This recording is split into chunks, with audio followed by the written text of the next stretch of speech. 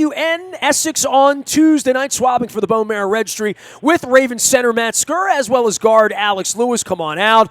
Ravens are playing good football. We'll be in Essex, spreading some holiday cheer. Our friends from Fremont Mortgage sponsoring all of that. If you're buying or selling a home or in the market or thinking about it, you want the education, go to Fremont.com and learn more about what they do. And, of course, on Wednesday night, we'll be watching some basketball. Maryland back in the ACC for one night, taking on Virginia. We will have happy hour pricing at Buffalo Wild Wings at the festival in Bel Air. I will be there on Wednesday night. Come on out, wear your Terp stuff, root against the Who's for sure at the festival in Bel Air at Buffalo Wild Wings. Luke Jones is our guest. We haven't talked injuries, man. I know we've gone a lot of places here this week, and there's going to be plenty to talk about with Matt Ryan and Julio Jones in Atlanta and who the Orioles are hiring and the Terps, and things are happening around here. But for getting the team ready to play, the Flacco-Lamar thing's going to linger. That's going to be the big story all week because, as Harbaugh said, there's no commitment to that. Then there's who's going to be on the field, and beginning with Joe Flacco in the infirmary as to where the health of this team is. We're turning the poll here and heading toward December. Yeah, and so much attention is going to be on Flacco, and understandably so. Whether he's healthy, is he healthy enough to play? Is he 100% to retake the starting job? We'll talk about that. We'll continue to talk about that. But I think you also look at some of the other injuries on this football team, and while there aren't any that you would say are devastating, there are definitely some that have impacted them. And I think you kind of start with the inactives list on Sunday and talk so much about Gus Edwards. Alex Collins was inactive on Sunday, and we barely even touched on that in some of our other conversation, but I know he's been dealing with a foot issue. He missed Thursday's practice, but he had missed the previous Thursday's practice and then practiced fully and played. Practiced fully on Friday. There was an initial report from, I think, NFL Network saying he was going to be active, and it was one of those scenarios where, as a local guy, that's not really news because everyone just assumed he was going to play, and then he ends up being inactive. Now, he's certainly dealing with something, but how much of it is that, and how much of it is Gus Edwards being a better fit, and the Ravens wanting to get Ty Montgomery involved to the degree they did? I don't think Alex Collins is done. I don't think he's necessarily going to be inactive every week now, but you definitely wonder. And well, you want to play your healthiest players too, right? Yeah, Literally. If you've got a healthy running back, why put someone in there who's got a bad foot? Right. But how much of it is that, and how much of it is they just think the combination of Gus Edwards, certainly the last 2 weeks, and Ty Montgomery doing some nice things on Sunday. Maybe they just think that combination is better. And Collins isn't a special teams player like Buck Allen, so, well, it's tough to activate all four running backs, so you might be on the outside looking in. But you had that. I think the other wasn't interesting because it wasn't at all a coach's decision. Tavon Young dealing with a groin issue, missing the game. Thought it was interesting how the Ravens handled that, with Maurice Kennedy being activated from IR over the weekend. He was their nickel for most of the second half of last season. I think the assumption was you'd see him move into that role, but the Ravens really handled that with different guys. They kept Brandon Carr on the field with Jimmy Smith and Marlon Humphrey, all three of them together, and Carr played some nickel. They brought Anthony Averett onto the field. They still used Anthony Levine in the dime some, but they went with a lot of nickel, and they used different guys. Cyrus Jones was out on the field at one point. And he talked in the post game about his comeback and getting on the field defensively being really sort of the last step for him. And there's a local kid, and you talk about a feel-good story, and a kid that has had a rough couple of years. Running that ball back, there was a line in front of his locker after the game that was a long time coming for him. A little redemption for the local kid. Oh, no question. When you look at where he's been so far in his NFL career, it clearly didn't work out in New England. Had the fumbles, the ball security issue as a rookie. Had the season-ending injury his second year, and then he's bounced around. He was with the Ravens on the practice squad, and then back in New England and back in Baltimore. So good to see that for him, but also just illustrates the depth that they have at corner. And we've talked about the defense a lot, and we've talked about it not being as sensational or overwhelming as some of the numbers suggest sometimes, but they do have a lot of depth at corner. That's one thing that you can point to and say, compared to previous years, and you knock on wood while you say it because you're always. How many stories did you write? How many blog posts did you write over a 6-year period about the lack of depth in the second? You should write a blog post this week about the depth in the secondary. Yeah, as many as I wrote about not having enough at wide receiver. Let's put it that way. So, but they have the depth there, and it was interesting to see them. There were really some examples where they even had 4 corners on the field, where they brought in a fourth corner to serve as kind of a smaller version of a dime package, I suppose. So they did a lot of interesting things. Again, they weren't tested against Oakland, an offense that's not very good.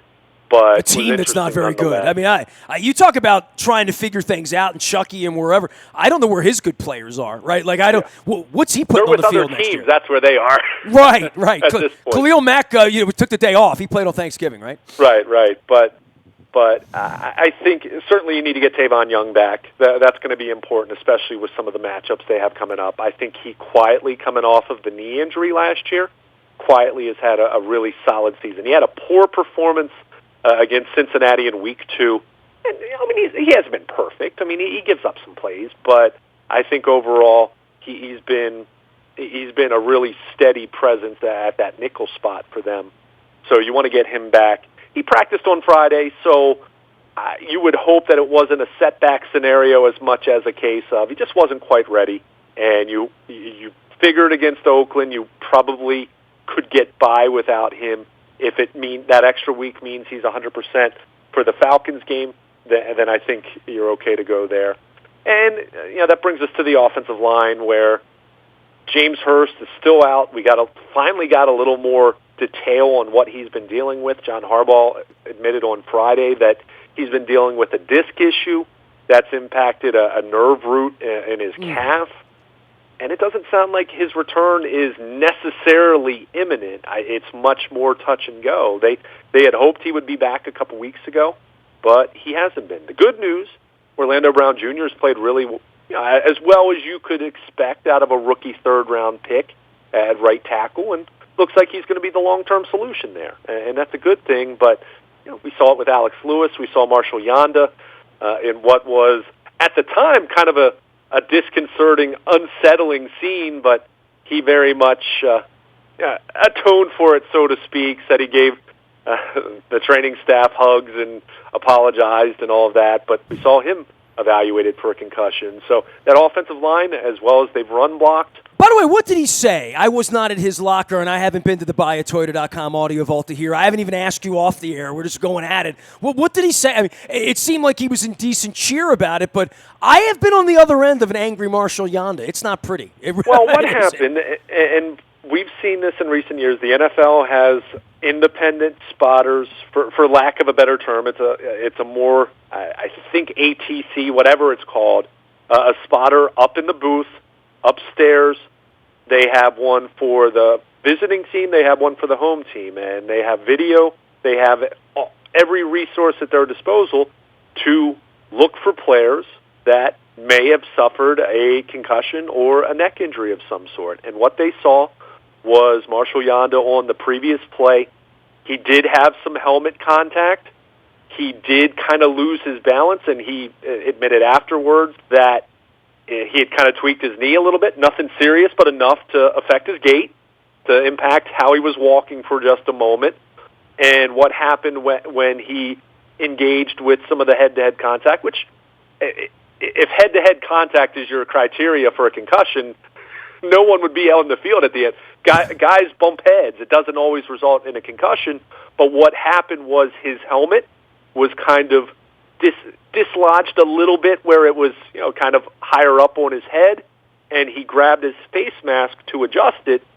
So the combination of the spotter upstairs seeing him grab his face mask, and he was regaining his bearings because he tweaked his knee a little bit, they thought that he potentially had suffered a concussion. They buzzed down to the field. They removed him from the game. Well, to your point, Marshall Yanda, in the heat of battle, in the middle of bullets flying in live game action, he's not going to take too kindly to being removed from the field against his will, and that's what it was. He was screened, he was evaluated, he passed, he was completely of clear mind in his post-game interview session, and one thing I do know, and the Ravens medical staff actually did a little bit of a quick little tour of the medical tent and some processes that they follow for the concussion protocol. He'll also be evaluated on Monday, so that's really how it works there. But he was fine. He was joking about it. He completely understood, in retrospect, why the spotter buzzed down to him or to have him removed and checked for a concussion. But he didn't like it at the time. He only came off the field for one play, right? It was like a third down play, right? Right. And it helped that the drive had come, that it was coming to an end, and then he was back on the field. But he was evaluated. He was fine. He seemed fine after the game. You never quite know, and maybe he wakes up Monday with a headache, and maybe he will be in concussion protocol then. But he passed all of the screening that they do, and it's extensive. It's kind of enlightening when you really dig into it and see everything that's done, or what is supposed to be done. But he was good-natured about it. He apologized to the staff and said he felt bad about that. But kind of a long week for him when you think about the spitting accusation. Marshall Yondas has never been in the news like this, quite frankly. Yeah, I mean, and I can tell you, Nestor, that was something, and he expressed this, but even talking to him after the fact, that really bothered him. The accusation that he would spit on anyone, whether it's Montez Burfict. You know what? It's amazing. Over all the years of all the guys I've covered, and I've gotten closer to Marshall in recent years to, he's come out and he's swabbed with us and done. He's about as high a character integrity guy. I put him up there with the Heaps and the Pittas and the Boulwares. I'm just trying to think of the guys that I'm like, these are high character guys in any walk of life, anywhere, people you'd want around, people you'd want married into your family, quite frankly. And not all the guys are that, you say not all choir boys play football, but boy, Marshall's in that group for me, over the course of years. And I put Joe Flacco in that group as well, by the way. Yeah. And I mean, look, I think the Ray Rice story was a great example of you never truly know someone in the setting in which we get to know players. It's still a very limited window that we get to see. But everything that we've been able to see over the years, over a decade covering him, let's put it this way. I saw the same video that everyone else saw that had people up in arms saying that he spit on Burfict, and I put it this way, based on that video, that was not at all conclusive of anything other than the fact that he looked like he swiped at what the spit, snot, whatever was coming out of his face mask, swiped at it to prevent it from hitting anyone. So I can't say with 100% certainty, but to your point, I feel 99% confident that he wasn't doing anything. Hey, Marshall spit on him. He would say, "I spit on him and I screwed up and I made a mistake and I should have done it." Because to talk to hear him, for him to seek out the podium and to want to make a statement and answer questions at length about that. That was something that's that what really innocent bothered people him. do, And then he dealt with that this week, and then what happened on Sunday, where clearly in the heat of battle, and he even said he gave head trainer Ron Medlin a big hug. He felt bad about it. He has lots of love for the training staff because he's had to deal with them a good bit with the broken leg last year and shoulder surgeries, and he's a guy who's played through a lot over the years. So. It's not a disdain for the training staff or anything like that. It was just, as he coined it, a little bit of friendly fire. It was the heat of the moment, and got it cleared. He was cleared, got to go back in the game, and all was forgiven. So, but to take it back to the offensive line, and that's a big question with what's going to happen at the quarterback position. They have some guys that are banged up. Ronnie Stanley has been playing through a high ankle sprain, so. It appeared they got out of the game okay, as far as nothing major, but they continue to have James Hurst still out, and how he fits in when he does return remains to be seen. But definitely some guys dealing with different things. Alex Lewis, the shoulder, and like I said, Stanley with the ankle, and It's a little bit of an infirmary, but that's the way it looks after Thanksgiving. Luke Jones is here. I mean, nothing, and that's the thing. As much as you can point to last year and certainly 2015 to a pretty remarkable degree, this year, even with injuries, even with the injury to Joe Flacco these last couple weeks, they have been much more fortunate in the injury department than they've been in quite a while, and you hope it stays that way down the stretch. It needs to stay that way down the stretch if they're going to figure out how to win at least one of these remaining road games, and you'd love to win two and keep yourself in really good shape for a playoff spot. But to this point, they can't really point to injuries as being a part of their downfall or some of their shortcomings because they've remained relatively healthy. You're not going to get through a whole season with all 22 starters playing all 16 games. Well, it's nice when your starting quarterback goes out and the backup can come in and win 2 games. That's exactly. In any season, that's a blessing, right? Oh, literally. No doubt about it, no doubt. And that was the point I made in what I wrote at WNST.net.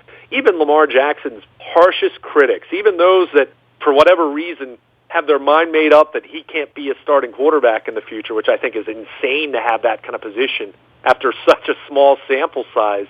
But even those people who feel that way, you have to acknowledge, strictly from the context of a rookie backup coming in 2 must-win games, regardless of opponent, you have to be pleased with that. So from a health standpoint, they're not perfect, but they're in pretty good shape overall, and they're going to need to be because, hey, 6-5 going into the month of December.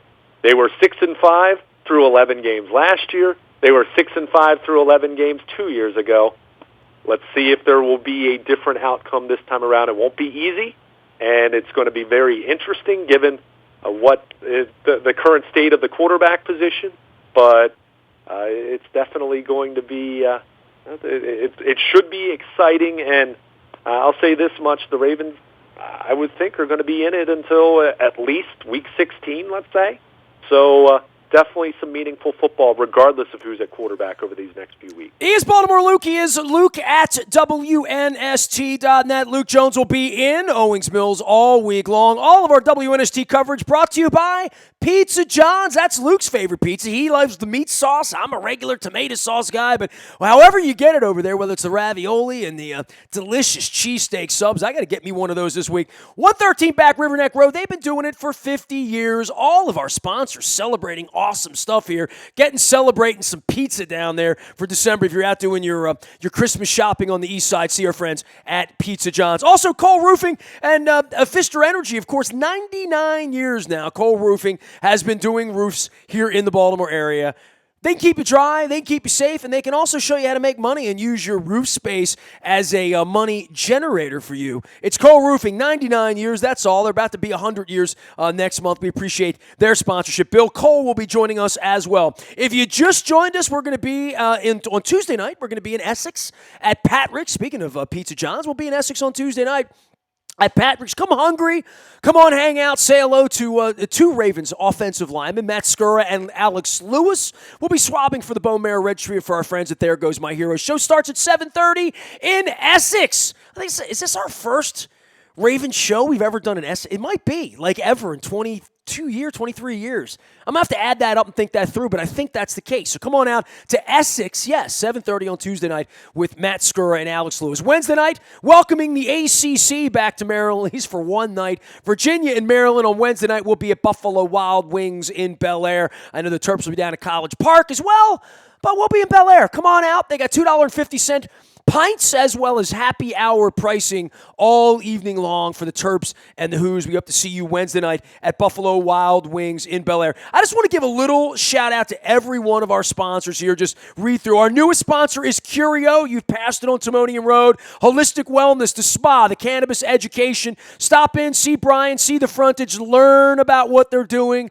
at Curio Wellness. All right, CBD oils, the whole deal. Find out more, get your education, learn the right way with with the professionals at Curio in Timonium. Strategic Factories with us, of course, marketing, printing, promotional goods of all kinds. I'll be wearing some of the gear this week. You can find them at Strategic Factory. And our friends at LifeBridge Health Sports Medicine Institute in Owings Mills. Dr. Kevin Crutchfield joined us last week. We're talking about concussion and head-related injuries. And this week, it's Dr. Craig Bennett talking orthopedics with us. They're in Owings Mills. It's a world-class facility. It's brand new. If you've been to Foundry Row, if you've seen the Cal Ripken billboards, those are our partners as well at LifeBridge Health Sports Medicine Institute. My wife had a little LifeBridge Health need last week that we took care of. I'll tweet that picture out for her a little later on as well. Also the Modell Lyric, the Kansas show on Saturday night, one of the band members got sick. They've postponed that to March 1st. So I know I had Ronnie Platt on. I had David Ragsdale on talking about how long to the point of no return and Dust in the Wind and Carry On My Wayward Son. That's now March 1st at the Modell Lyric. Charlie Brown Christmas next week. Got the Beach Boys coming in this week. Joe Bonamassa in March. John Mellencamp in February. And Dancing with the Stars on January 10th. There is always magic at the Modell Lyric, my favorite theater here in town since my time as a child. They used to do the Nutcracker there at Christmas time. Luke, did you ever do any field trips to the Modell Lyric when you were a kid? Was that not what you did in Pennsylvania? We didn't do that. We would go to Gettysburg and we would tend to stay in Pennsylvania. From the time keep it local.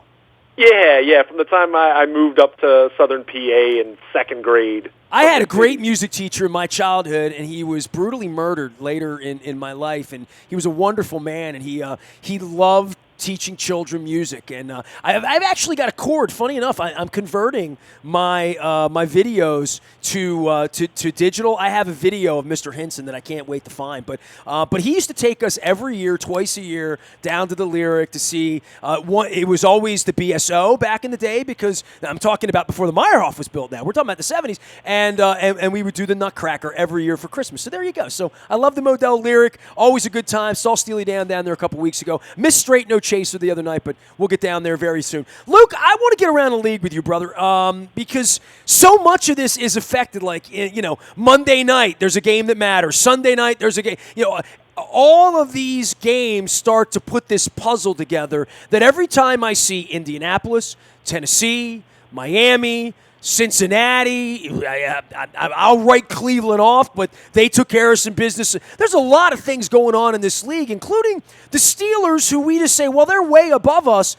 They've kind of stunk the last couple of weeks, right? Like, literally, they're not playing great football right now. Outside of Kansas City, and we'll suffer that next week, and even San Diego playing some pretty good ball right now. But this thing really is sitting there as we turn the corner with a quarterback controversy and health issues and road issues and tough road games ahead. That when the schedule came out, we looked at Kansas City and San Diego and thought, Atlanta will be the toughest game in December. Well, it never works out that way with the W's and the L's when the schedule comes out in April, right?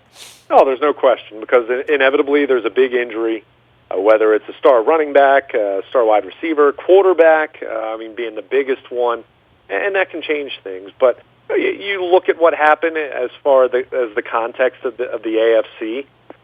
Pittsburgh goes down. They were on a 6-game winning streak, and that snapped. And it's funny, you mentioned all these teams, and Indianapolis, good win for them, even if it was dicey earlier in that one against Miami. But what about the team that the Steelers just lost to? Denver, who had been left for dead at 3-6. They've won 2 in a row, and take a look at their remaining schedule. Now, they're a dark horse. I'm not saying that they're a favorite or anything like that, because I think you have to look at the Ravens and the Colts right now, and and Tennessee's still right there. I think, even if they look bad when they're not winning games, they look pretty inconsistent, just like all these near 500 teams do. But even the Broncos at Cincinnati, at San Francisco, home against Cleveland, at Oakland, home against the Chargers Week 17, and the Chargers could have a playoff spot sewn up by then. I'll take that schedule over what the Ravens have to deal with over the final 5 weeks. Now, the Ravens have a game in hand and a tiebreaker, so clearly they have a pretty distinct advantage there. But But it yeah, would you're be always, something, right? I mean, if you and I have to pack our bags the first week of January to go to, I don't even know where it would be at this point. I mean, I guess Kansas City and New England are going to get by. You know what I mean? Like, you look at it, but it's also close. I mean, Kansas City looks invincible. And what happens if Lamar Jackson goes out there and makes 3 plays and Justin Tucker hits a 52-yarder to beat them 31-30 at the end? I mean, that would be very surprising. With an upright Joe Flacco, they throw the ball around, and I don't know what that means for this. That's going to be more of a challenge for the defense than the offense, I believe, in that game, right? That's all about how's the defense going to match up against this kid and that speed, right? Yeah, I mean, we're getting a little bit ahead of ourselves, but I'd be shocked. We play them 2 weeks from now. I mean, there's one game at a time. Well, right? we're not going to roll the ball out there and say the Chiefs are just going to beat us because they're going to be 10-2 when we get there, right? I'd be shocked if they beat the Kansas City Chiefs. I've seen nothing about this football team since the first. I don't even know if what I saw in September would make me think they're good enough to beat the Kansas City Chiefs. But we'll see. But they don't.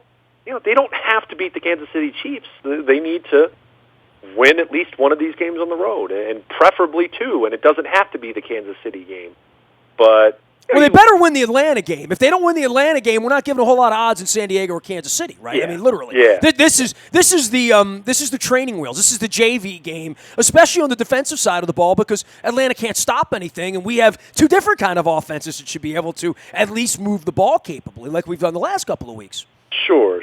So I mean, it's going to be interesting, but I mean, you look at all of these teams now that are just bunched together, fighting for that 6th seed.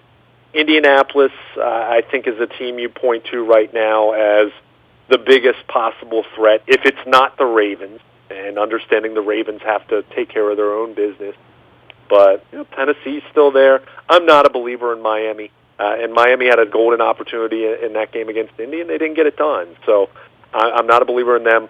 I think the Bengals are about done at this point. I mean, they look god-awful. I mean, they didn't just lose to the Browns. They got their butts kicked. Is there anything you want to say about the Hugh Jackson thing? I find all of it so fascinating, and I read Albert Breer's piece in the postgame, and I'll try to track him down at some point and get him on the program before we get to the Super Bowl. And I do find it fascinating there's animosity toward him. He got fired, man. Like, I don't, and I know they went back and kicked their ass, and I know Marvin's in trouble, and I know the whole thing smells like Cleveland's on the come now, and I don't know, John Harbaugh might be their coach in 8 weeks, literally, right? I mean, anything is possible here. We've seen all of this, but the Browns have now emerged, and this kid who's the quarterback, he's now emerged as somebody that you'd want to coach, and there might be a circumstance to go in there and take that job because somebody's going to take that job, and it doesn't smell as bad as it once did, or it did 8 weeks ago, quite frankly. No question about it. I mean, Bruce Arians, there was another report about him saying that would be the only job he'd take if he were to come back to coaching. Now, that's a fair question. Maybe Gary Kubiak wants to go there with John Harbaugh and run around with Baker Mayfield. I don't know. I mean, Kubiak's floating stuff too, right? I mean, there's still ownership to deal with, but it does. But I tried to explain that to Mike Elias and Sig Meidel too. But sure. But that said, it does appear that they have a stable general manager situation that they frankly have not had ever, if not at least for a very long time, even if some of the more stable ones they've had in this expansion era for the Browns haven't been good and they haven't won.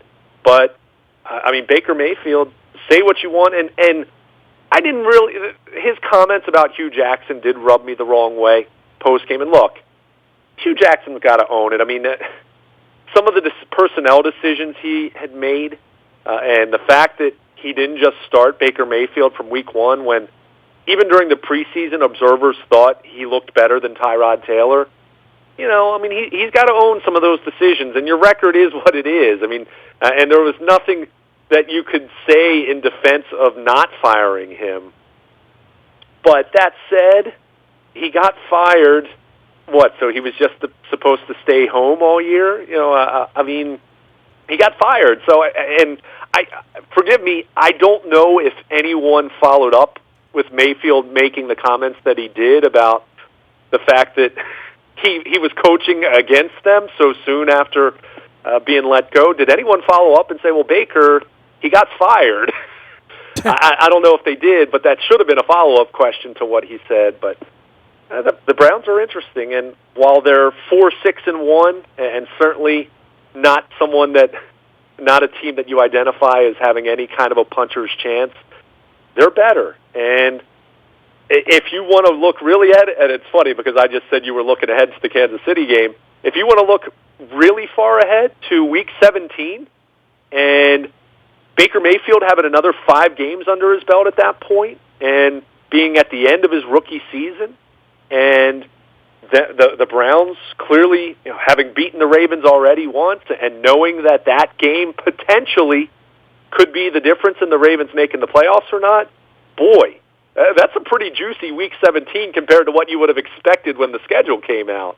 And if you're the Ravens, that's one that you can't overlook any more than what happened last year against the Bengals in Week 17. So it's pretty interesting. The Browns, that's a team that is ascending, whereas you look at the Bengals, you look at the Ravens, it's very much in question where those teams are. And the Ravens look like they're on the verge of resetting here to some degree.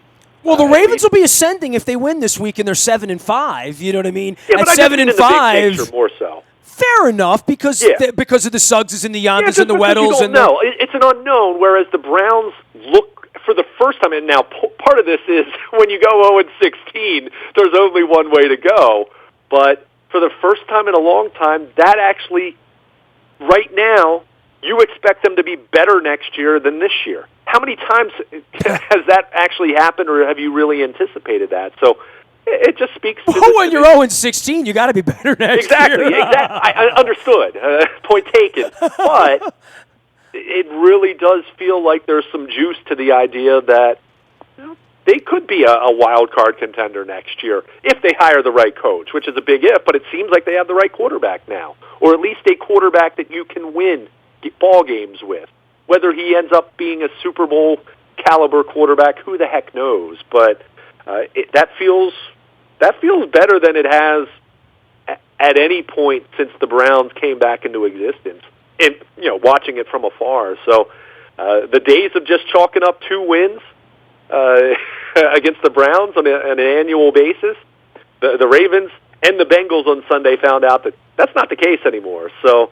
It's going to be interesting, but the rest of this wild card picture, does anyone really really jump out and say, man, that team looks really, really good? Well, give Indianapolis credit because they've had the winning streak, but beyond that, it's still very much a case of you're looking at the remaining schedule.